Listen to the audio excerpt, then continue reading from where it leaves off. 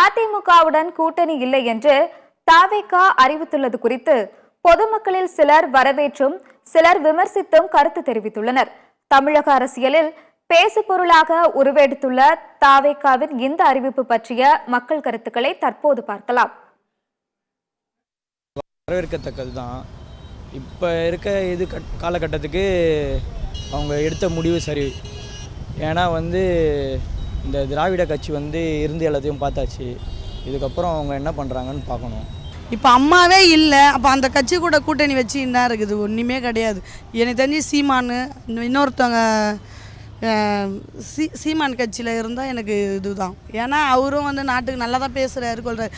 என்னை பார்த்தா யார் அரசியலுக்கு வந்தாலும் நல்லது செய்யணும்.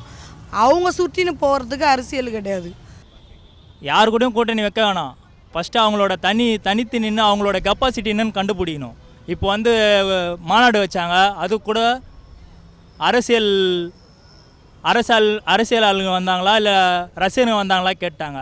ஓட்டு மூலிமா தான் நிரூபிக்க முடியும் அவர்கிட்ட எத்தனை கெப்பாசிட்டி ஓட்டு இருக்குன்னு. அதனால் தனித்து நின்னா தான் நல்லாயிருக்கும். அவர் தனியாக நின்றாவே கெத்து தான். அவர் தான் வருவார். அவர் தனியாக இருக்கிறது தான் நல்லாயிருக்கும். யாரு கூடயும் கூட்டணி வைக்காமல் தனியாக இருந்தால் தான் கெத்தாக இருக்கும்.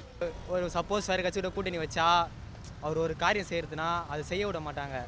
இதே அவர் தனியா மக்களுக்கோசம் போராடலாம், எல்லாம் செய்யலாம். நாங்கள் நம்புகிறோம், யங்ஸ்டர் நம்புகிறோம். அப்படியும் கூட்டணியே இருக்கக்கூடாது. அவரு கூட வரதா இருந்தால் யாரும் ஓகே. ஆனால் அதிமுக கூட கூட்டணி இருக்கக்கூடாது, டிஎம்கே கூட கூட்டணி இருக்கக்கூடாது. அவர் நல்லா இருக்கிற திருமாவளவன் அந்த மாதிரி ஆளுங்களுக்கு கூட கூட்டணி இருந்தார்னா அவர் நிச்சயம் நல்ல பொசிஷனுக்கு வருவார், வெற்றி பெறுவார்.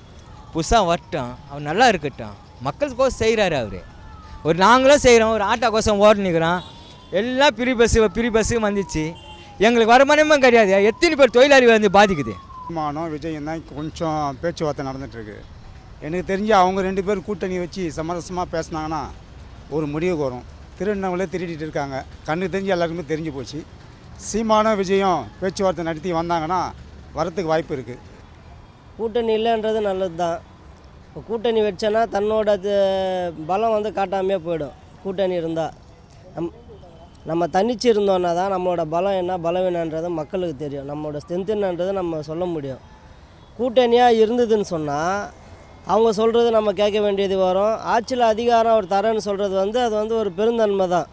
நம்மளோட கூட்டணி இருக்காங்க, அவங்களுக்கு அதிகாரம் தரலான்றது அது ஒரு நியாயமான விஷயந்தான் அது.